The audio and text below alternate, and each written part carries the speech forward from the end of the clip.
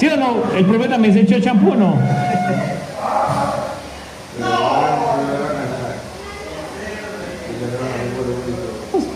¿Y cómo le fue con la crema y con el champú?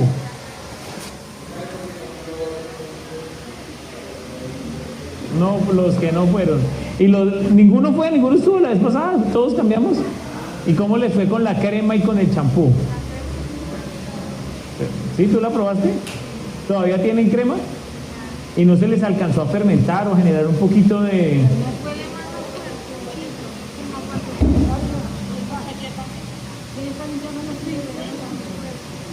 Fue por...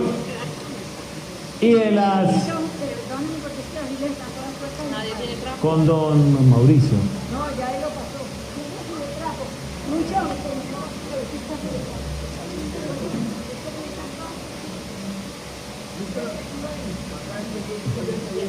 Bueno, entonces se han estado bañando el pelo con el champú. Y les ha funcionado bien el cabello, yo les doy el cabello muy bonito. Eso es, pero mejor dicho, tienen un cabello, yo les noto que hay cambios estructurales en el cabello. Eso yo veo y veo los cambios. ¿Sí o no? ¿El profe también se echó champú o no? Ahí tenemos un testimonio de que resultaron malos las cosas. Las manos yo les doy las manos como más brillantes, sedosas. ¿Y las que hicieron el dulce también? Desde ese día les... No, eso lo intentamos, hijo.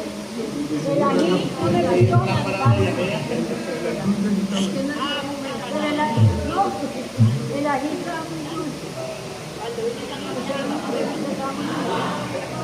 muy Listo, bueno, entonces con este tema y recordando un poco lo que hicimos la vez anterior, pues les quiero dar los buenos días a todos y todas, darles las gracias por estar en nuestra escuela campesina, en esta nueva sesión. Estamos en la 10ª sesión de los encuentros que hemos hecho, ahí ya va caminando. Qué bueno llevar ese registro de todos estos encuentros. Habíamos quedado también con la conversación del maestro Pedronel y con lo que habíamos planteado, lo que planteó también don Rodrigo, de que hiciéramos una sesión hoy de reflexión y de evaluación y de planeación de lo que ha sido la escuela, para mirar qué es lo que ha sido este proceso en torno a los objetivos que nos hemos trazado. Entonces la idea de hoy es abordar este tema, la idea de hoy es que podamos tener una especie de planeación estratégica y que sobre la base de eso podamos trazar algunas líneas. Hoy llegamos un poquito menos, la vez pasada fuimos muchísimos los que estuvimos en la escuela, pero de todas formas seguramente por las condiciones del clima y demás se nos dificultó un poco venir. Entonces, bueno, ya entrando en materia, lo primero que quiero que hagamos es un repaso. Generalmente le insisto mucho en el repaso, pero en el día de hoy sí va a ser muy clave que pongamos mucho cuidado al repaso, porque como vamos a hacer la evaluación, pues es bueno tener muy claro qué es lo que hemos construido en este camino abordado. ¿De acuerdo? Entonces vamos a hacer un repaso. Yo voy a aprovechar para hablar, hacer un ejercicio desde el repaso utilizando algo de desarrollo rural. Entonces vamos a trabajar esto. Lo segundo que vamos a tener es que vamos a hacer un ejercicio de evaluación. Va a ser un ejercicio participativo, nos vamos a reunir en grupos, va a ser algo muy sencillo, va a ser algo más bien de conversar entre nosotros y nosotras. Vamos a tener esta evaluación sobre varios temas. Vamos a mirar por un lado los aprendizajes, que valoremos cuáles han sido los aprendizajes que hemos tenido en el caminar de esta propuesta y los aprendizajes que hemos construido a lo largo del ejercicio. Vamos a tener después una perspectiva de mirar cómo nuestra escuela se articula a procesos de defensa territorial, ¿sí? Ya muy ligado también a lo que veamos en este repaso. Entonces vamos a mirar el tema de defensa territorial.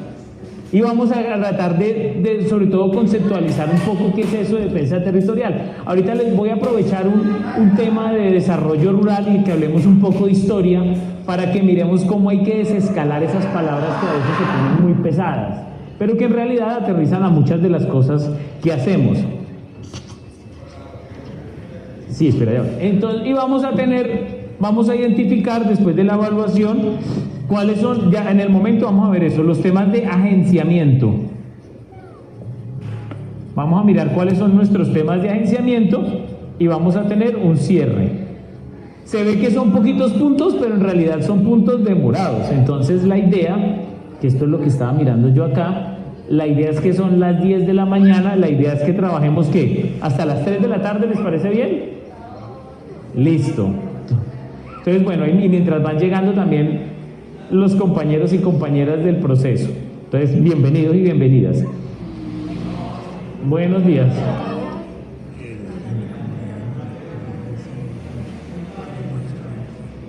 ¿A las 4?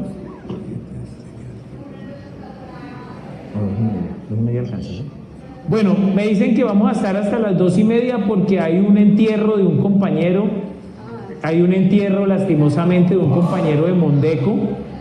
Entonces, para quienes están en esa zona y van a acompañar pues en este último lecho a su compañero de la comunidad, entonces vamos a ir hasta las 2:30, que es la petición, ¿de acuerdo? Pero entonces vamos a trabajar así muy sincronizados y sincronizadas para que este espacio sea productivo. No sé si están de acuerdo con la agenda. Perfecto. Para hablar, ya vamos a tener espacio para dialogar, vamos a hacer trabajo en grupos, también aprovechando mientras llegan algunos compañeros y compañeras, ¿de acuerdo? Bueno, ustedes creo que ya tuvieron ahorita un espacio para presentar al compañero que nos está acompañando, que hace parte de la organización que, como desde un principio les hemos contado, posibilitan estos encuentros y que le han apostado a que se genere procesos sociales activos y fortalecidos en un territorio de mucha vulnerabilidad como es un territorio que transita por múltiples amenazas como el de proyectos mineros y donde esta escuela campesina tiene una perspectiva política y tiene una acción desde estrategias participativas, desde estrategias propositivas y desde podernos juntar dos municipios muy poderosos como lo son de Palo Cabildo y Falan. Entonces agradecerle al compañero que viene, más que investigar, vienen también a hacer recomendaciones y ayudarnos a que crezca este proceso. Creo que su objetivo más que cualquier cosa es ese, proponer ideas y generar algunas acciones que posibiliten de que el proceso crezca. Entonces, gracias por acompañarnos. Bueno, vamos a empezar con lo del repaso. No voy a hacer la presentación porque si nos ponemos a hacer presentación ya hasta ahora se nos va el tiempo. Entonces arranquemos de una vez. Entonces, bueno, yo siempre les he hablado y creo que hemos tomado una estructura muy importante y es la de la historia de la agricultura. Siempre les he hecho esta flechita, se la han visto hartas veces, ¿cierto? ¿Que cuántos años es que tiene la historia de la agricultura? Mire, eso lo he repetido hartas veces. De 10.000 a 12.000 años, ¿cierto? Siempre les he contado de esa historia. Vimos que en esta historia tuvimos procesos para la domesticación de las semillas. Domesticamos las semillas, le hicimos que los frutos fueran más grandes, más sabrosos, más dulces y que pudieran estar domesticadas, es decir, acercadas al domo o acercadas a la hoguera, donde viene la palabra hogar. Creo que eso fueron de las primeras cosas que vimos cuando comenzamos este proceso. Esa domesticación de las semillas nos generó también una cosa muy importante, porque recuerden que las sociedades eran nómadas y cazadoras, y el encuentro con las semillas y el alimento fue lo que nos hizo asentarnos en un territorio y empezar a desarrollar procesos de interacción entre las personas y a explicar nuestro origen, a explicar los pensamientos de los seres humanos y a explicar muchas cosas que forjaron la cultura. Entonces, los primeros asentamientos humanos nos posibilitaron que entonces le pusiéramos el nombre a los cerros, a los ríos, que de manera mágica y casi que elocuente dijéramos que de una planta salimos, de la semilla del maíz, del barro, o que fue una creación divina.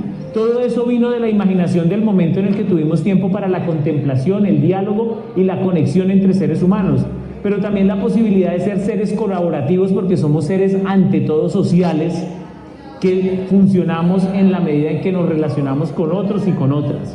Entonces esas relaciones humanas posibilitaron no solamente un crecimiento cultural y un desarrollo y mejoramiento genético en el tiempo a través de las réplicas que comunidades campesinas, indígenas, rurales hicieron, sino que también fomentó distintas maneras de gestionar nuestro territorio. Entonces esta ha sido, digamos, como una historia bien importante. Yo quiero contarles hoy y quiero aprovechar este esquema porque en estos 12.000 años hablamos de que en los años 70, que es muy reciente, comenzó o 60, 70, comenzó todo el modelo de la Revolución Verde. ¿Se acuerda que hablamos de eso? Y de cómo rompió de manera esquemática la forma como se venían desarrollando los procesos de agricultura tradicional. Vimos cómo en estos años anteriores los abuelos y las abuelas tenían otras formas de relacionarse con el territorio y cómo han cambiado las maneras en las que se concibe el territorio a raíz de este periodo de la Revolución Verde desde los años 60. Entonces, 1960, imagínense, de 12.000 años, algo muy reciente. Entonces, a partir de ahí comenzó a cambiar el esquema y el factor dinero se convirtió en un tema sustancial para pensar el territorio. Entonces ya sembramos es lo que es más productivo, sembramos lo que vende, sembramos lo que genera dinero. Entonces apareció una palabra en nuestra escuela. Entonces teníamos la palabra, nosotros lo vimos como agroecología, pero en realidad son como las agriculturas, llamémoslo así, agriculturas para la vida. Que fue un tema importante en la escuela, dado que estuvimos viendo el tema de las semillas, vimos todo el tema de gestión de suelos, vimos el tema que es en esencia lo que trabajamos acá porque somos comunidades campesinas. Señor.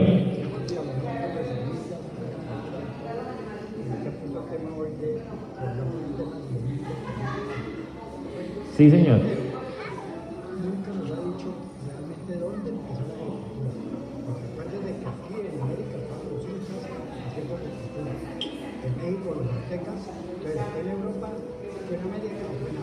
Eso es una grandiosa pregunta, porque resulta de que no se dio de manera lineal, igual que no se dio de manera lineal la evolución de la especie humana, sino fue por distintos sectores en el planeta que comenzaron esos procesos evolutivos y que a raíz de las interconexiones o la desaparición de algunas de las especies terminó potenciándose otras. El paso, digamos que el origen de la agricultura se traza sobre todo como en el Oriente Medio, en Mesopotamia y en algunas tribus africanas. Y es ahí donde están los primeros asentamientos que se datan de seres humanos que se dijeron, aquí nos quedamos.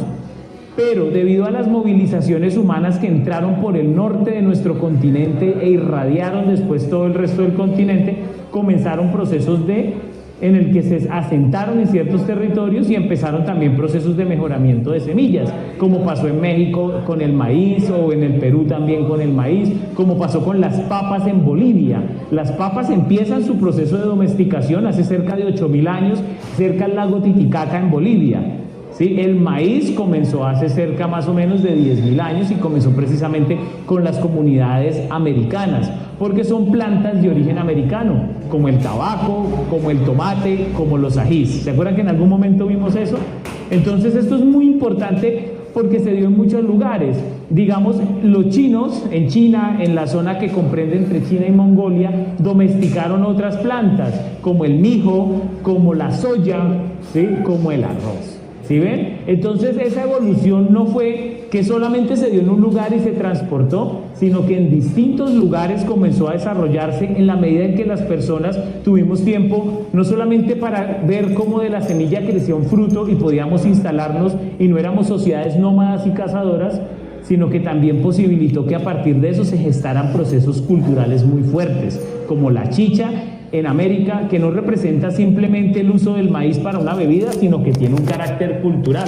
La comunión en torno a la chicha, como puede ser el trigo en Europa, o como puede ser también de pronto lo que los chinos consideraban en su primer emperador por allá en el siglo, se me olvida ahorita en qué siglo fue, pero el primer emperador chino escribió un libro que se llamaba Materia Médica, y en ese libro documenta la importancia de las 5 plantas sagradas. Entonces ya le colocan un carácter místico, que las 5 plantas sagradas, si no me acuerdo, son precisamente, están la soya, está el mijo, y bueno, las otras no recuerdo exactamente cuáles eran las que, ¿señora? No, el maíz es de origen americano. ¿Cuándo se conecta el mundo con estas especies? ¿Cuándo llega la papa a Europa? Para que en Bélgica hagan deliciosas papas fritas. Llega cuando hay la conexión entre los mundos, entre los españoles, cuando España y Portugal se conectan con América. Entonces ahí comienza el intercambio porque aquí tampoco había, por ejemplo, no había trigo, o por ejemplo tampoco habían vacas, o por ejemplo no habían gallinas. ¿Sí? Entonces empezó esa conexión del mundo y allá entonces adoptaron el tomate. Entonces los italianos hacen salsa de tomate, pero eso no hace 12.000 años, hace poquitos siglos, porque fueron estas conexiones culturales. Y no solamente se dieron entre América y el resto del mundo, sino que también incluso entre el mismo Europa, cuando se creó una ruta que fue la de la seda, por ejemplo. Todas las rutas comerciales, la ruta de las especias. Las rutas comerciales conectaron no solamente la posibilidad de enfrentar mundos, sino que sobre todo posibilitaron el poder crecer en nuestra riqueza alimentaria, el descubrir nuevos sabores, el descubrir nuevas formas. Eso es lo que hizo la evolución de esta agricultura, que independientemente del lugar en el mundo en el que se hiciera, tenía una conexión distinta con la tierra, la conexión distinta con el alimento. Y fue lo que pasó durante todos estos años, hasta cuando en los años 60, 70 empezó a haber un criterio, recuerden que yo les dije, de productividad y eficiencia, un factor determinante, el mediado por el dinero. Entonces ya no era importante y no era relevante el hecho de la historia, de cómo evolucionaron estas plantas. Recuerden que por lo menos el maíz evolucionó de un teocintle, que era al principio el maíz era una graminita chiquitica con granos entrecruzados, y se convirtió en todas las variedades que vemos hoy en día. Asimismo los tomates eran más amargos, ahora son mucho más dulces, más grandes, y hay variedades.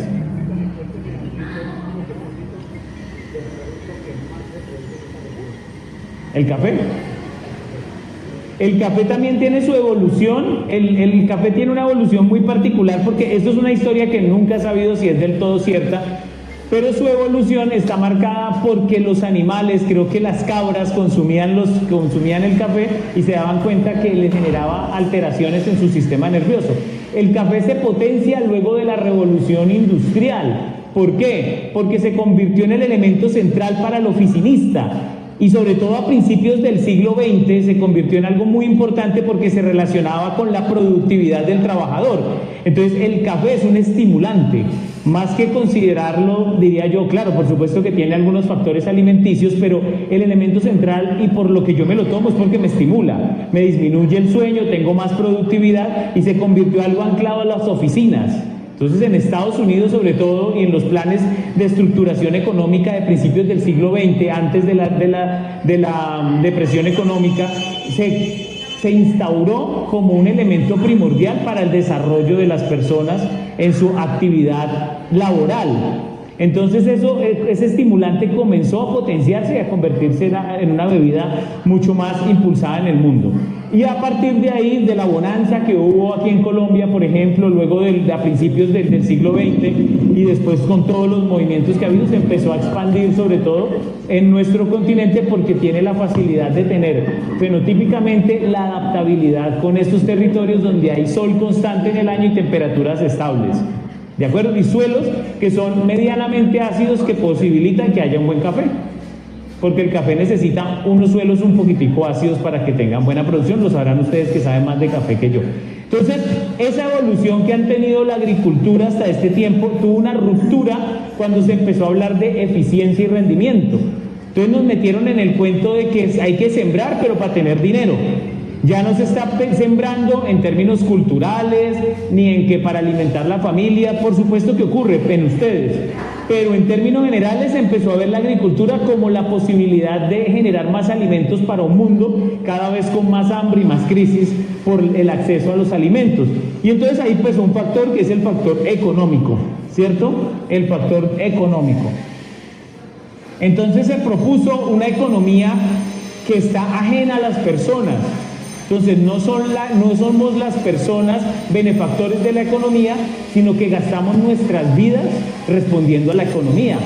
Y esa es una de las crisis actuales, y por eso uno de los módulos que tuvimos en este repaso que les estoy haciendo fue precisamente ver modelos económicos alternativos. ¿Y qué montamos frente a eso? Montamos 2 grupos de ahorro, ¿no?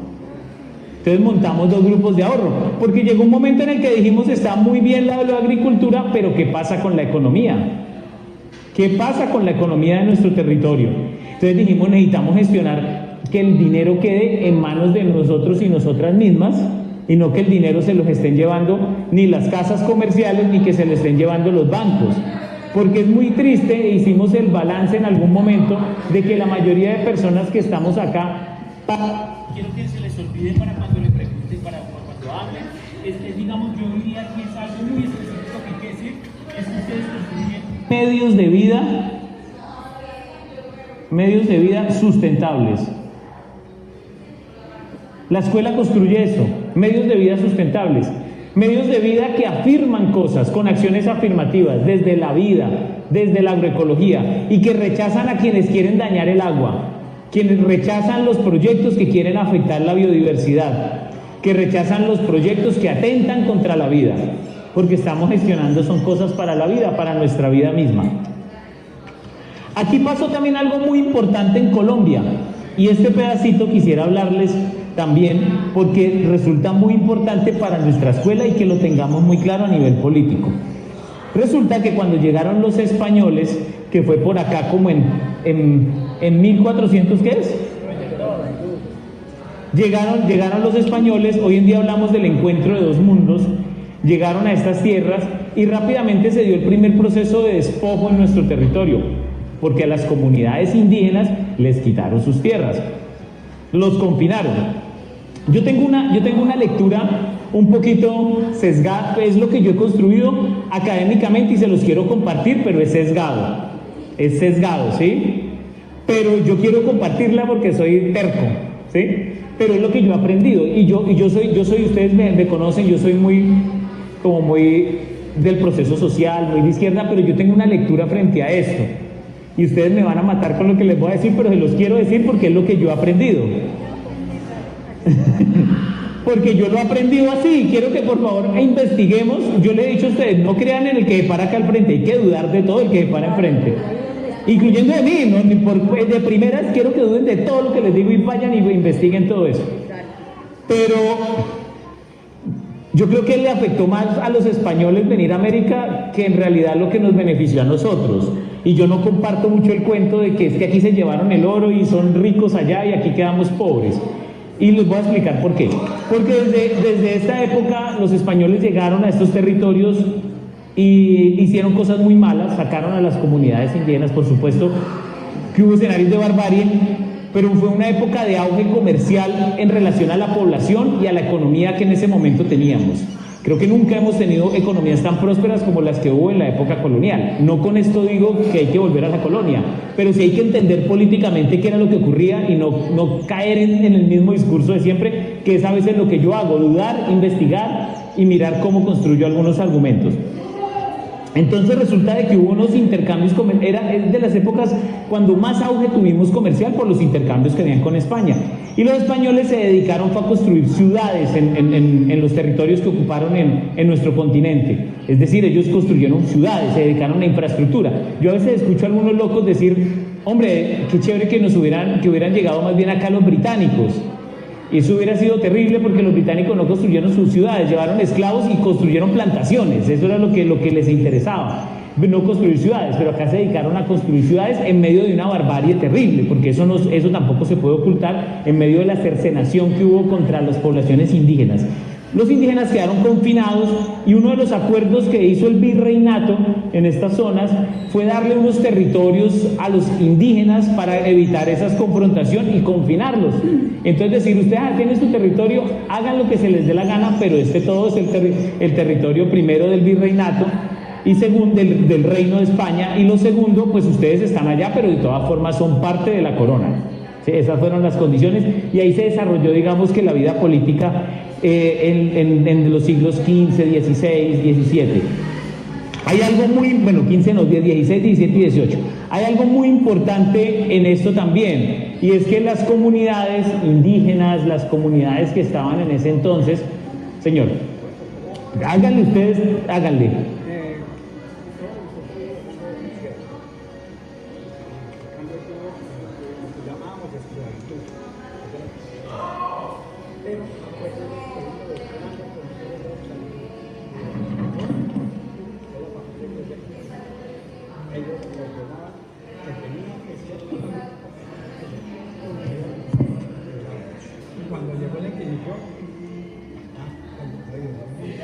Ah, mira aquí. La Inquisición fue peor. Entonces la pregunta mía, ¿cómo era el intercambio? Si no era obligado, no era esclavitud. ¿Dónde empezó eso? Don Carlos, yo amo escucharle decir eso precisamente a usted, carambas. Bueno, póngale que ya vamos para allá. Efectivamente, la imposición no solamente fue de despojo, el despojo no fue solamente de las tierras, sino fue también cultural. La imposición de una religión. Entonces las costumbres, las culturas, de hecho de ahí viene el vudú y de ahí viene también la santería cubana. Y uno piensa que la santería cubana y el vudú son las cosas del diablo, ¿cierto?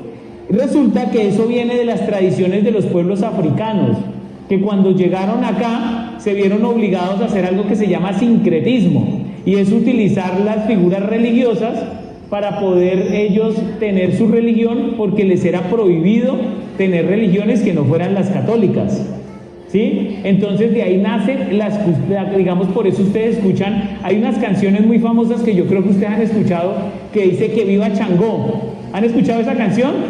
¿Quién es Changó? Es un dios yoruba, eso es santería. Santa Bárbara fue la forma como los africanos colocaron, eso se llama sincretismo, colocaron la figura de Santa Bárbara para representar una de las deidades africanas, porque les tocaba hacer eso porque si no los mataban, ¿sí? Entonces, porque es la imposición. Esas canciones de San Lázaro también es otra, entonces ellos toman la figura de San Lázaro y le daban la vuelta, pero en realidad era una deidad cubana, y esas canciones son de santería cubana, y van a decir, no vuelvo a escuchar eso porque me aparece el diablo en la cocina. No, imagínense ustedes, son religiones incluso más antiguas que el catolicismo. Sí, son mucho más antiguas, pero a ellos, esclavos africanos, les tocó hacer esas estrategias para evitar que los mataran o que los llevaran en el tiempo de Torquemada y todos estos asuntos de la Santa Inquisición, terminaran ellos condenados o maltratados. Entonces, porque recuerden que en la época de la esclavitud los pueblos afro tenían pues peores condiciones que lo que tenían las comunidades indígenas, porque no tenían derechos de nada, eran esclavos. Entonces, ¿qué pasó durante este tiempo? Hubo escenarios en los que el mismo virreinato planteó qué hacemos con el tema de las tierras, porque tenemos mucha tierra, pero para que pueda ser productivo este virreinato, o que sea parte del reino y que esto produzca mucho más, tenemos que aprovechar al máximo la tierra para producir alimentos, para producir materias primas, para que crezca la economía. Desde ese entonces ha sido un problema de la reforma rural. Miren de dónde viene ese tema de reforma rural. Viene desde esa época los temas de reforma rural y las dificultades de reforma rural en el territorio.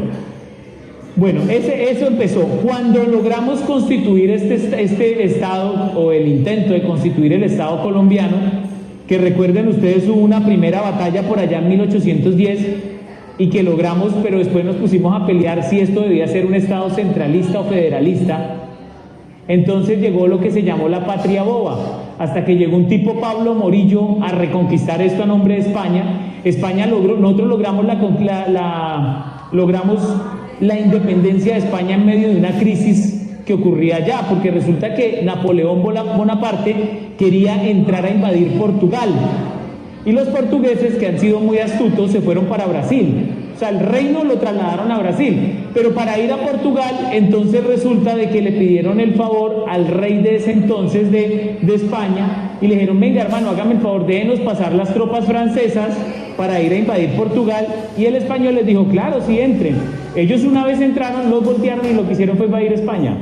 Entonces ahí fue cuando el hermano de Napoleón llegó a ser el que comandaba, y apresaron al rey de España, y fue el que estaba cuando aquí estábamos en el tema de la conquista, porque se crearon unos espacios de decisión conjunta desde Cádiz en España, se crearon unos cabildos, y aquí empezamos también ese ejercicio, y a partir de eso fue que surgió todo el pensamiento de conquista, de construir nuestro reino. Cuando nosotros, nuestro reino no, nuestro Estado, cuando llegamos a constituirnos como Colombia, entonces nos enredamos. No creo en la conquista. Creo que la conquista, que es lo que yo les digo, creo que la conquista española construyó ciudades, de hecho, ellos sufrieron más porque se dedicaron a construir ciudades, como la ciudad de Cartagena, como la ciudad de Santa Fe, la Nueva España allá en México, como el Virreinato de Lima, que era estructural. Las grandes ciudades para los españoles eran el Reino de Nueva España en México y Lima. En realidad nosotros no estábamos ahí en su centralidad. Sí, pero ellos se dedicaron a construir ciudades porque tenían visto esto como una extensión de su territorio, ¿sí? Y ahí gastaron mucho tiempo y dinero, y gastaron tanto tiempo y dinero que se olvidaron que Europa es un país que vive en guerra, que vive en crisis, y se olvidaron de eso y quedaron relegados hasta el sol de hoy, y ellos no son determinantes en los conflictos, gracias, en los conflictos que se han vivido a escala global, ¿de acuerdo? Entonces, ¿qué pasó después cuando acá nos quedamos con el cuento entre si deberíamos ser centralistas o federalistas? Pues mientras eso, llegó un tipo, Pablo Morillo, y eso mató gente aquí a lo venteado, un asesino terrible, fue el que ejecutó a Policarpa Salabarrieta, el que también ejecutó al sabio Caldas. Exacto, y llegó, y bueno, por nosotros estar con esos enredos, pero cuando logramos ahí sí unificar un poco lo que es este Estado, comenzó un primer debate, y quiero que me pongan cuidado esto, el primer debate sobre reforma agraria, y era cómo ponemos a producir este Estado, que fue en el año de 1822. De ahí empezamos con los debates de quién tiene la tierra. Resulta que para construir las carreteras, lo que hacían en este entonces, cuando se constituyó este Estado, es que como no había plata, entonces le decían por lo menos, su merced, ustedes van a construir la carretera, construyan y le damos toda esta extensión de montañas en tierra. Y empezaron a repartir tierra en este país, pero a diestra y siniestra, sin ningún criterio. A los generales y a quienes habían peleado las batallas de independencia, les entregaban tierras. Entonces a todo el mundo le dieron tierra. Entonces resulta de que eso generó también muchos espacios de tierra improductiva, que quiero que tengan eso en cuenta. Hacia el año de 1866, llegó uno de los espacios que a mí me parecen más formidables de este país, que fue la Constitución de los Estados Unidos de Colombia. Algo formidable que dividía este Estado en 9 regiones que tenían su propio presidente y demás, y que tenía un ejército común. Fue formidable porque pensaba en una forma de organización política donde además se le daba, gracias, esto lo consienten a uno una berraquera, entonces, donde además de todo se colocó uno de los primeros espacios donde se votó para que se constituyó un acuerdo que fue la Constitución Política, se me olvidó de dónde es, que le daba derecho a la mujer a votar. Además de eso se hizo la Constitución Política de Río Negro, que lo que hacía era dividir esto en estados y empezar a apalancar que existiera una democratización de la tierra. Entonces se comenzó a hablar de eso. Esto se acabó en el año de 1886, cuando los conservadores se toman el poder y quitan los Estados Unidos como república federalista y vuelve el centralismo. Y en ese momento mandaron para el carajo todas esas ideas de reforma rural y le volvieron a entregar las tierras a la iglesia. Ahí hay algo muy importante. Resulta que hasta antes de eso la gente se moría y pensaba que iban al purgatorio, creo que es. Entonces dejaban sus tierras a la iglesia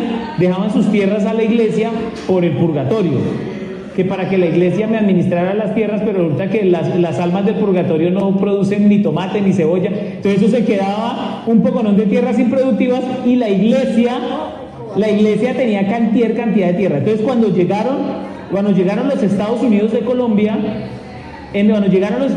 Colombia, resulta de que les quitaron el carácter eclesiástico y volvieron un carácter laico, es decir, desapegado de la iglesia, y se recuperaron todas esas tierras, ¿de acuerdo?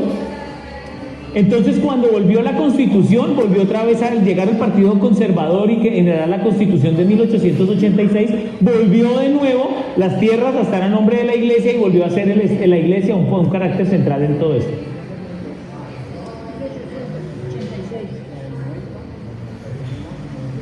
Exacto, para allá voy. En el gobierno de Rojas Pinilla. Bueno, pero esperen, no se me adelanten tanto porque se me adelantaron mucho. Entonces pónganle, es que yo quiero llegarle a una conclusión con esto, con lo que hemos trabajado. Y yo no quiero que pierdan de vista esto porque hay un carácter político e histórico en lo que estamos haciendo acá. Y quiero que por favor pongan mucho cuidado eso porque quiero que se entienda el problema estructural de por qué nos convoca y quizás sea la pregunta de por qué una escuela campesina. Entonces resulta de que cuando pasó esto, empezó la hegemonía conservadora. ¿Sí? En esa hegemonía conservadora se rompió cuando llegó un señor también al poder que creo que fue muy brillante para su época y creo que ha sido de los grandes estadistas de este país, que se llamó Manuel Murillo Toro. Manuel Murillo Toro pronunciaba una frase maravillosa que fue determinante en muchos aspectos de lo que se pensó en ruralidad, y es que decía que, y una frase que además después también la saca de los zapatistas y demás, que es que la tierra es para quien la trabaja. Entonces decía, en el país no puede haber tierras improductivas, y la tierra de grandes terratenientes debe ser entonces parcelada, porque la tierra debe tener un bien para hacer uso para el pueblo, no debe estar simplemente como engorde o simplemente ahí por tener y poseer hectáreas de tierra.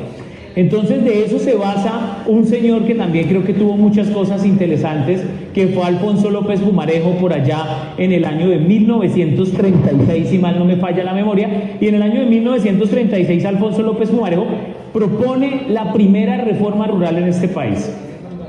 Sí, señor, en el primer tuvo 2 mandatos, en el segundo le desbaratan esa reforma rural, que básicamente decía que las personas no pueden tener más de 100 hectáreas de tierra, y que la tierra debe ser democratizada, y hablaba de una palabra que ahorita con el gobierno de Petro generó tanto escozor, hablaba de despojo, o sea, la Constitución, y ellos no eran de izquierda, ni venían de los bolcheviques, ellos eran gente liberal, ¿sí? Incluso algunos conservadores un poco más de avanzada, que planteaban la necesidad de que para que este país creciera la tierra tenía que ser democratizada. ¿Sí? Eso es algo básico, y que si usted tiene tierra y no la está utilizando, pues tiene que hacer algo con ella, pero no puede quedar ahí improductiva. Entonces, ¿qué pasó? En el segundo mandato de Alfonso López Pumarejo le desbarataron su reforma rural. Después comienza el periodo, después del asesinato de Jorge Eliezer Gaitán, comienza el periodo que ustedes ya conocen de la violencia, comienza después todo el tema de la dictadura militar de Rojas Pinilla, que tuvo una avanzada importante, pero este era un país en el que se dejó de hablar de reforma rural porque estábamos convulsionados y matándonos los unos a los otros, como ha ocurrido a lo largo del tiempo. Hay otro hecho importante que no mencioné, que quizás es el origen de la violencia en este país, sobre todo más contemporánea, que no fue la violencia de 1948, sino fue la Guerra de los 1000 días, donde este país quedó además devastado económicamente, se perdió Panamá y se acabó de agudizar las contradicciones pendejas de este país. Entonces todo ese tiempo pasó muy desapercibido en términos de reforma rural. Después llegan 2 tipos interesantes en el año de 1900, en la década del 60, que fue Carlos Lleras Restrepo, que llegó Carlos Lleras, no sé si Restrepo, Carlos Lleras, sí, llegó y el hombre promulgó una ley de reforma rural. De hecho, a través de su mandato fue que se constituyó la ANUC. Y él dijo, es que para construir reforma rural, que es la Asociación Nacional de Usuarios Campesinos, que tuvo 2 tendencias, la línea Sincelejo, la línea Armenia, y bueno, ahí hubo un conflicto con ese tema que lastimosamente fue un proceso que nunca prosperó. Pero en ese año de 1966 creo que fue cuando ocurrió esto, creo que la ANUC nace en el 68, si mal no estoy, él promulgó algo, y ustedes escuchen el discurso, es un discurso o sea, yo diría que es de izquierda un poco, a pesar de que son liberales, y promulgaba algo que venía hablándose desde Alfonso López Pumarejo, y es la función social de la tierra, ¿sí? Y que en términos de utilidad pública, la función social de la tierra debe estar en manos de quien la trabaja. Y esa fue la base, y él dijo, la reforma rural no funciona porque le falta pueblo, esto no es con abogados. Entonces necesitamos que el campesinado se organice, y ahí nace la NUC. Pero ese intento se desbarata cuando llega a la presidencia un tipo que se llama Misael Pastrana, por allá creo que en los 70s. Y el hombre acabó totalmente con eso porque le puso mayor énfasis a todo el tema de la productividad de la tierra y entró en este modelo económico de los 60s que les mencioné acá. ¿Sí ven? Ahí se conectó con todo el mundo de la Revolución Verde. Digamos que no se volvió a hablar de reforma rural hasta Ernesto Samper, donde hubo unos intentos, pero por él defenderse de los dineros del narcotráfico no logró desarrollar nada, y después no pasó absolutamente nada, hasta cuando hubo los acuerdos de La Habana en el año 2017, y en los acuerdos de La Habana, en el punto 1 de reforma rural integral, se plantea como un objetivo que se le entregue tierras a la gente, y se plantea una meta en 8 años de comprar y entregarle a la gente 3 millones de hectáreas de tierra. Eso no se ha cumplido, se acabó el gobierno y ahorita llega el gobierno de Petro y propone esa reforma rural integral como una deuda histórica. Entonces, él hace cosas que no comparto, como por ejemplo que plantea que le va a comprar a Fedegan las tierras carísimas para entregárselas a la gente, pero ya hay una gente que se termina ganando mucho dinero. Pero plantea cosas muy interesantes como el catastro rural, por ejemplo, que es mirar cuánto se está pagando impuestos y que los que tengan mucho paguen más impuestos para que baje el precio de la tierra, porque en Colombia las tierras son muy caras. Pero entonces yo con esto, ¿qué les quiero decir? Porque es una escuela campesina, lo que hemos trabajado en toda esta historia, porque el problema central está en la forma en que se maneja esta ruralidad. En los años 70 también comienza a haber un auge de la minería. Empezó a haber un auge de minería ya en Muso con las esmeraldas y empezó a haber un auge de la minería de oro que se estaba haciendo al Barequeo en el Bagre, Antioquia y en algunas socias del país, señor. Y empezó todo el proceso de carbón hacia el norte del país. Entonces, esos procesos empezaron a poner un problema adicional a todo lo que veíamos, y es el problema de la política mineroenergética. La política mineroenergética que comenzó también a generar otro problema adicional en el mundo rural. Entonces ya las tierras las vivimos sometidas a una intensa presión por despojar el territorio. Entonces cuando no es la empresa minera, es el agroindustrial, pero a nosotros nos quieren sacar de acá. ¿Sí? Y por eso se gesta esta escuela, por eso es un proceso de resistencia, porque no solamente enfrenta el problema de la minería, sino que enfrentamos el problema de la falta de alimentos sanos y propios, la falta de una economía propia, la falta de gobernanza en nuestro territorio. Por eso es la necesidad de organizarnos, no es la necesidad de cumplirle a un proyecto, sino es la necesidad de demandar estas deudas históricas en las que nunca se ha visto la gente y en las que estamos con mucha dificultad para transitar nuestra vida. ¿De acuerdo? Digo.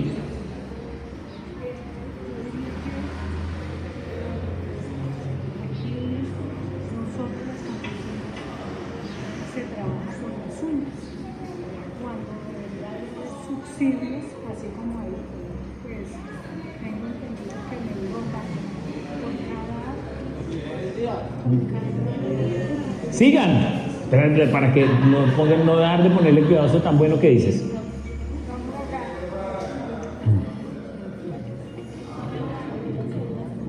Sí, corran hacia adelante. Yo me paro en el sol, pero el todo es que ustedes no se asolen.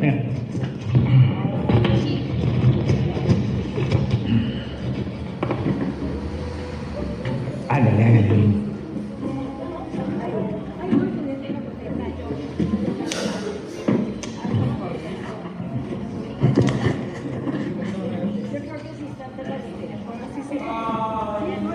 Espera para que doña Zenet.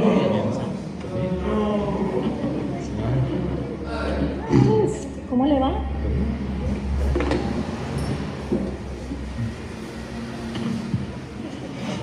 Les iba a decir, ¿saben qué? Que tratemos de que si tenemos un vasito, de conservarlo para que no gastemos muchos vasitos, para no malgastar. Espera que se sienten, o si no después que todos escuchemos.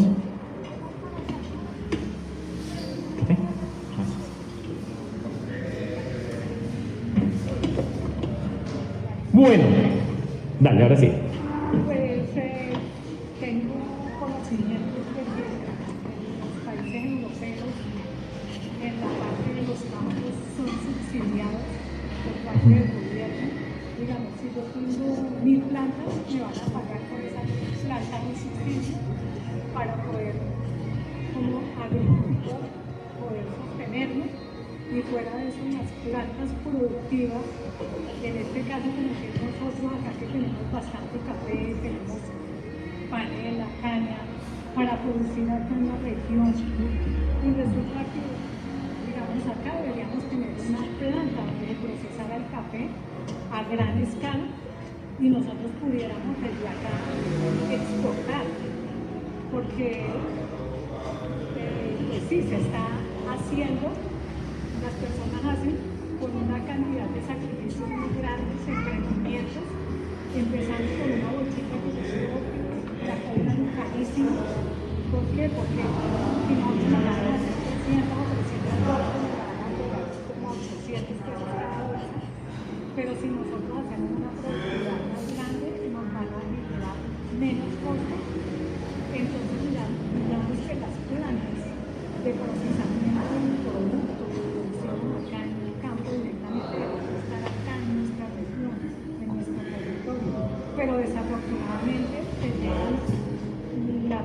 cebolla, el café, las frutas se las llevan y las procesan en las ciudades, que es donde van a procesar y les van a poner el valor agregado, cuando nosotros deberíamos de poner ese valor agregado. Pero como nosotros no tenemos esos subsidios, no tenemos esas ayudas, nosotros trabajamos con las uñas y fuera de eso que no hay quien cultive, porque ahorita en el campo se consiguen los trabajadores y usted con 20 días de anticipación decirle a la persona ayúdeme tal día y tal otro, porque ya no hay personas que les trabajan. No todo el mundo tiene ese amor a la tierra y a la siembra. Yo diría que es uno de los trabajos más duros, porque yo una vez me levantaba a las 4 de la mañana y me iba para la finca todo el día y yo al mediodía no tenía ganas de almorzar porque tenía sed y me enfermé. Como al cuarto día se me hincharon las piernas, me enfermé. Entonces yo decía, es uno de los trabajos más duros para mí. Y es el que, y es donde producimos el alimento y donde veníamos de tener unas vías de acceso pavimentadas, autopistas, pero no las tenemos. No las tenemos. Sí, señora, don Rodrigo. Bueno, es que pues, a mí me interesa mucho el tema de la práctica que se hace en Colombia siempre con la estructura de la tenencia de la tierra. Entonces, vemos que los grandes latifundios de Colombia, a esa gente no les costó 5 centavos. La tierra se la fueron repartiendo la Iglesia Católica y los que mandaban aquí. Y por eso cuando se habla de reforma agraria en Colombia, cuando se ha hablado, el enemigo número 1 de la reforma agraria en Colombia es la Iglesia Católica y el Partido Conservador. Liberales hay enemigos de ellos, pero son menos. Entonces, y es un problema que hasta que no es estructural, hasta que no se resuelva, los conflictos sociales siempre van a permanecer.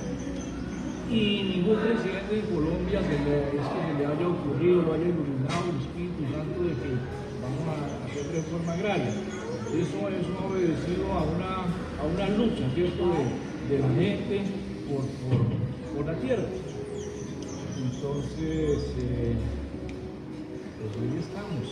Entonces no digamos que no se salga de eso, hablar de igualdad, de paz y todo, no va a ser posible. Muy bien, don Rodrigo. Yo quiero hacerles una radiografía de algunos datos como con lo que aterrizan.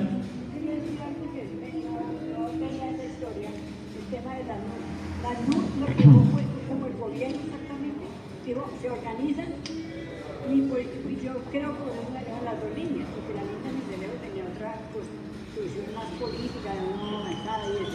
Y esta línea de Armenia era un poco más pegada al gobierno, podemos hacer una línea para permanente, pero era una misma organización, pero como con una política más pegada al gobierno y eso es más. Aparte de que la nación es más justa, como dice Rodrigo, todos los derechos no son porque los gobiernos, los estados digan todo, porque las pequeñas no son las luchas sociales. Los derechos se han construido así, las luchas sociales de la gente que se organiza para reclamar los derechos que de alguna manera los estados tenían. Listo, ¿no? Bien por eso. Y en la ANUD, por ejemplo, la ANUD, la propia, la de campesinos, pues, la idea de los campesinos. Pero los políticos, ¿cierto?, en Colombia, ellos siempre les interesan dividir. Entonces, cuando se creó la línea Armenia, sí se le, ¿cierto?, que era la propia, entonces los políticos crearon la línea armenia. Entonces, entre los mismos de la universidad se pusieron a pelear. Entonces, lamentablemente, el campesinado ha caído. sí, está bien eso. Lo único es que lo que se generó fue una posibilidad de construcción de reforma rural en la que se invitaba a la gente a que la construyera, y ahí fue donde nació eso, obviamente con sus matices y sus diferencias. Pero hay algo muy importante que se me pasó a mí de hablarles y que ustedes lo saben, pero quiero que lo tengamos en el radar, y es que a partir de este año también de los 80s, cuando no se estaba promoviendo, estábamos todavía, como estaban diciendo, con lo de 1886. Entonces se empezó en el país hubo como una gran reforma rural, diría yo, que fueron las movilizaciones antioqueñas del siglo XIX, que incluso colonizaron estas tierras, porque ellas fueron las que democratizaron la tierra. La expansión de los antioqueños fue formidable en términos de que bajaron de Antioquia, conectaron Caldas, después fue el Tolima y por último el Quindío. Ellos fueron los que generaron una reforma rural a la brava, con muertos y todo, porque llegar a quitarle tierra a los terratenientes no era fácil. Y lo otro, hubo otras movilizaciones importantes, como la que tuvieron los de Pasto en Putumayo, o como tuvieron los boyacenses o los de Cundinamarca, bajando incluso hacia la zona del Magdalena Medio. Esas movilizaciones fueron muy importantes y ahí se gestó, digamos, una primera reforma rural. Una segunda fue cuando hubo todo el tema de bonanza cafetera y se movilizó mucha ciudadanía para poder aumentar la producción de café. Y hubo una tercera sin precedentes, donde se daba semillas, insumos, donde se recogía la cosecha y que le daba mucho dinero a la gente en los 80s, que fue ¿cuál cultivo? En los 80s había gente que entregaba semillas, le entregaba a la gente, incluso hasta a veces le compraban la tierra, le daban de todo, la coca. ¿Sí? Y ese fue el cultivo promisorio y que generó todo un proceso de territorialización y que generó una organización agraria en el país. Muchas zonas se organizaron en torno a esto. Incluso yo he ido a zonas como, por ejemplo, yo hace muchísimos años estuve en una zona muy peligrosa por allá, entrando por el Cauca, que se llama el Naya, y en lo que es en el Naya, incluso en Argelia, Cauca, donde yo trabajo constantemente, todavía hay gente que comercializa con pasta de coca. No sé si han visto eso, pero pues así funciona por allá el asunto. Hubo otros cultivos agroindustriales como el algodón en todo el Valle del Magdalena, en el que o unas zonas que produjeron tabaco, como pasa hoy con el arroz, que terminaron generando un proceso de expansión que después además usaron algodón transgénico. Ya vimos que son los transgénicos, no voy a volver a repetir ese rollo de los transgénicos. Entonces porque los aburro y se terminan durmiendo, como ya veo más de uno. Pero entonces yo quiero este contexto para que concluyamos. Entonces, pónganle cuidado. Entonces resulta de que esos cultivos de coca generaron unos procesos de organización también agraria, ¿sí? Y no estoy diciendo que hayan generado reforma rural, sino unos procesos en los que se generaban gobernanzas territoriales en torno a la tierra y en torno también a la desaparición del Estado, porque el Estado en muchas zonas no podía entrar, o todavía hay muchas zonas en las que el Estado no puede entrar. Entonces, eso es muy importante en un país como el nuestro, que tienen cerca de 40 millones de hectáreas de potencial agrícola. Este es el potencial agrícola. O sea, es absurdo decir que no tenemos tierra para cultivar, pero resulta que de esta tierra, cerca solamente de 4 millones es cultivada. El resto de la tierra en este país o es improductiva o tiene ganado. Entonces en los llanos hay extensiones de tierra con ganadería. Por eso salió un informe por allá en el 2010 que decía que en Colombia están las vacas más cómodas del mundo, porque el ganado tiene muchísima tierra. Tengan en cuenta que el área cultivada son 4 millones de hectáreas. De estas 4 millones de hectáreas, el 70% producen alimentos diversificados, son las comunidades campesinas. El 30% son productos agroindustriales. Es decir, quienes alimentan este país, ¿quiénes son? Claro, son los que están acá, son los que alimentan el país. Ustedes alimentan el país. Pero a la vez estas personas, que son las que tienen menos tierra porque están por debajo de una unidad agrícola familiar, de una UAF, están por debajo de la UAF, es decir, son las familias que menos tienen tierra y son las que producen los alimentos para todo el país, que eso es lo que hacen ustedes. Pero a su vez son las familias más vulnerables, donde más pobreza hay y donde más hay despojo. Y las tierras que le están quitando a la gente, ¿para quiénes van? A la gente le están quitando tierras todo el tiempo. No solamente es el actor armado que llega al territorio a hacer cosas violentas, también los créditos bancarios, también las políticas, digamos, públicas o la falta de presencia del Estado, el banco. Entonces son formas de quitar y esas tierras terminan en manos de agroindustriales.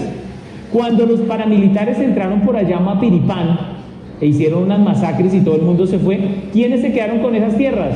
No fueron los paramilitares. Los que quedaron con esas tierras fueron los que cultivaban ¿qué? No, cultivaban coca algunos, seguramente. Fueron las grandes empresas multinacionales de los cultivos de palma de aceite. ¿Sí? Cuando hicieron las masacres en los Montes de María, les voy a contar la historia de los Montes de María, es una historia horrible que a mí me duele en el alma. Los Montes de María son una región montañosa que no supera los 1000 metros sobre el nivel del mar, entre Córdoba y Sucre, por allá en Ovejas, está, bueno, hay varios municipios, está el Salado, una masacre muy terrible del Salado, todo eso. Los paramilitares llegaron años anteriores, ellos operaban lo que les mandaban las empresas, y resulta de que llegaron a este territorio, masacraron a la comunidad, y la comunidad siguió estando ahí. Entonces después hicieron unos años después otra masacre y amenazaron gente y ahí salió la gente. Pero las tierras no se las quedaron ellos, las tierras se las dieron al grupo empresarial antioqueño y hoy en día esas tierras están sembradas en cultivos de teca, de árbol teca, y ese árbol teca cotiza en la bolsa de Londres. ¿Sí? Y entonces cuando hablan de restitución de tierras los matan porque ya esas tierras están ocupadas. Sí, esa es la radiografía real del país. ¿Y saben quiénes son dueños de esas tierras? Una empresa que se llama Cementos Argos. Y eso lo sabe todo el mundo. Ha habido hasta debate en el Congreso de eso. Y de eso puedo contarles porque cuando despojan la tierra, no es que despojaron a la gente por sacarla. No, es porque hay el interés de algo. Y ese es el riesgo cuando hay proyectos mineros, por ejemplo. Porque uno dice, ahí está el proyecto minero. Pero uno no sabe detrás de eso que viene. Porque o ustedes avalan el proyecto a las buenas o a las malas, y cuando no hay tejido comunitario y cada quien está por separado, pues entran a hacer y deshacer. Hay otras zonas en el país que son un ejemplo de resistencia, como por ejemplo el sur de Bolívar. ¿Sí? El sur de Bolívar, que tenía tejido comunitario, resistieron a toda la intensidad de la barbarie del paramilitarismo para poder entrar en sus tierras y hacer minería. ¿Pero por qué resistieron? Porque había tejido comunitario. Allí, ¿cuál fue la estrategia? Y yo se las cuento. La estrategia fue la agroecología. ¿Cómo la ven? Ellos usaron la agroecología porque para el paramilitar no les resultaba tan grave la agroecología como si estaban hablando de gobernanza o si hablaban de cosas comunistas. Entonces utilizaron ese tema y con eso se pudieron organizar. Entonces yo quiero que vean esta radiografía porque la amenaza del despojo es latente y lo que generamos con este proceso es organización y tejido que sea fuerte, no solamente para resistir, que es este tema de defensa territorial, no es solamente para defender nuestro territorio, porque yo parto de una idea en los años que llevo en todos estos cuentos, y es que a veces los procesos de defensa territorial se pueden volver estériles cuando son solamente contestatarios frente a un problema. Hay que construir acciones afirmativas, hay que construir medios de vida sustentables como los que ustedes construyen, donde ustedes tengan sus fondos de ahorro, donde ustedes tengan las huertas produciendo, donde ustedes tengan billete y donde estén comiendo bien y sano. Porque un pueblo que come bien y sano, que se alimenta, que se educa, que se conecta unos a otros, es un pueblo que resiste. ¿Sí? Entonces esa es la comunión de esta escuela campesina, y esta escuela campesina nació con ese interés y ese espíritu de poder conectar a dos pueblos como el de Palo Cabildo y Falan, que tienen la amenaza del despojo, que tienen la amenaza de muchas fuentes que los quieren sacar del territorio. ¿De acuerdo? Entonces esto es lo que estamos haciendo, es enfrentar este modelo de despojo, un modelo en el que cada vez avanza el modelo agroindustrial y el modelo minero energético, y un modelo en el que le somos incómodos al Estado porque en sus reformas rurales no contempla a la gente, como quizás en algún momento lo pensó Carlos Llera en los 60, que no era un tipo ni por demás de decir que era un tipo revolucionario, pero que Carlos Llera en su momento dijo, pues si vamos a hacer una reforma rural, pues incluyamos a los que se benefician. Pero de ahí para acá y de ahí para atrás no estaba la gente metida en este cuento, y desde entonces no lo hemos podido lograr. Entonces aquí es el momento de empezar a pensarnos esta posibilidad, porque la tierra debe ser para quien la trabaja y porque cumple una función social para los pueblos, ¿de acuerdo? Entonces, ya con todo este carretazo que les he echado, que yo creo que se aburren de ponerme cuidado mis huevonadas, entonces vamos a hacer lo siguiente. Vamos a organizar unos grupos de trabajo, no sé si hay algo más del repaso que quieran resaltar. ¿Atrás qué pasó? No sé si tengan algo listo. Entonces este sería el repaso que yo quería hacerles y contarles algo más que creo que alimenta lo que estamos haciendo como la justificación. Entonces abordaríamos como este repaso, donde la vez pasada vimos lo de transformación de productos, también en la perspectiva de que aprovechemos que si estamos produciendo algo en nuestra finca, pues podamos tener formas de transformarlo y de generar mejores condiciones económicas. Y mejorar los circuitos cortos para comercializar en nuestro territorio.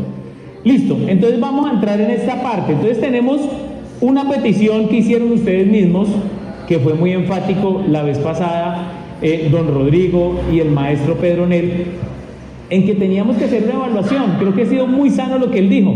A mí me gustó mucho la intervención que hizo don Pedronel y algunos de ustedes, porque para quienes no estuvieron la vez pasada, creo que había otro evento, algo así, y don Pedronel fue el que primero me paró y dijo, no, a mí me gusta, esta es mi escuela campesina, y a mí me gustó esa determinación de don Pedronel y de muchos de ustedes, porque al final es la forma de hacer que este espacio no es de nosotros, este espacio es de ustedes, y este es el espacio de diálogo que ojalá tiene que continuar en el tiempo, más allá de los talleres que hagamos nosotros, ¿sí? Y nosotras. Entonces esa es la idea, digamos, en el futuro. Entonces, él propuso que como ya llevamos 10 encuentros y hemos visto un poco, ¿no?, de temas, entonces propuso el maestro, dijo, hagamos una evaluación, miremos a ver qué aprendizajes hay, hagamos una radiografía, como cuando uno lo enferma que le ponen a hacerle un RX, miremos esto por dentro que tiene, porque de lo que tengamos por dentro podemos tener temas para hacer agenciamiento, para que actuemos de acá en adelante. Ya vimos muchos temas y hay unos temas que despiertan más interés que otros. Eso es lo que vamos a hacer después, pero por ahora yo quiero que hagamos un ejercicio de evaluación. Entonces yo les voy a proponer que hagamos dos grupos, el grupo de Palo Cabildo y el grupo de Falan, para contrastar qué información sale en estos dos territorios, ¿de acuerdo? Entonces reunámonos Palo Cabildo y Falan y vamos a discutir dos cositas que yo quiero que ustedes vean con detenimiento. Entonces, quiero que veamos cuáles son los aprendizajes en torno a principios. Ustedes que han aprendido acá como principios, como cosas que se meten en nuestra vida. Hay algo que utilizan mucho las ONGs que no me gusta, que es la concientización. Porque la conciencia, a uno lo pueden concientizar de algo, pero no necesariamente actúa. ¿Sí? Y eso es algo que todo el mundo habla. Vamos a concientizar para las basuras. Pero la conciencia es que yo entiendo el problema, pero no quiere decir que asuma una posición crítica o que asuma una posición política. Entonces yo quiero que aquí veamos los aprendizajes de esas posiciones políticas que quedan en ustedes, que hay que defender el agua, que hay que defender las semillas. ¿Qué aprendizajes hemos sacado de esto en torno a la economía? Quiero que lo discutan y miremos qué sale. Y que miremos, además de los aprendizajes, también en las prácticas. Entonces, ¿qué cosas debemos hacer con lo que hemos visto con esta escuela campesina? ¿Sí me entendieron el ejercicio? Entonces, si no, bueno, vamos a organizar entonces Falan y Palo Cabildo. Aparte los de Falan y Palo Cabildo, si necesitan hojas, entonces van a discutir. Vuelvo y les repito, van a hacer evaluación. ¿Cuáles son los principios? ¿Cuáles son los aprendizajes en cuanto a principios y en cuanto a prácticas que tenemos en el proceso? Falan acá a este lado y Palo Cabildo allá en la esquina, por favor. Falan aquí.